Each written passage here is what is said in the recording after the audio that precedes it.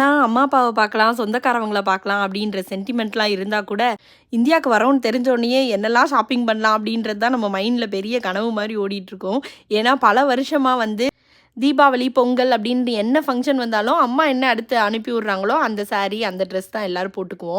ஆனா, இப்போ ரொம்ப வருஷம் கழிச்சு கடைக்கு நம்மளே நேரடியா போயி பார்த்து, பார்த்து ஆசையா வந்து அத ஃபீல் பண்ணி வாங்கும்போது, இன்னுமே அது ஒரு தனி எக்ஸ்பீரியன்ஸ் தான். ஏன்னா, சின்ன வயசுலேருந்தே தீபாவளி, பொங்கல் அந்த மாதிரி எந்த ஃபெஸ்டிவல் வந்தாலும் ஃபேமிலியா ஷாப்பிங் போயி, தேவையான ட்ரெஸ்ஸஸ்லாம் வாங்கி, அதுக்கான வளையலு, செயினு அந்த மாதிரி பார்த்து, பார்த்து வாங்கி நம்ம போடுவோம் லேடீஸ்லாம். ஆனா, எங்கள மாரி ஃபாரின் கண்ட்ரீஸ்ல இருக்கிறவங்களுக்கு அதுக்கான வாய்ப்பே கிடையாது. ஸோ, இந்த தடவ அந்த ஆசையெல்லாம் வந்து தீர்த்துட்டு வந்தாச்சு.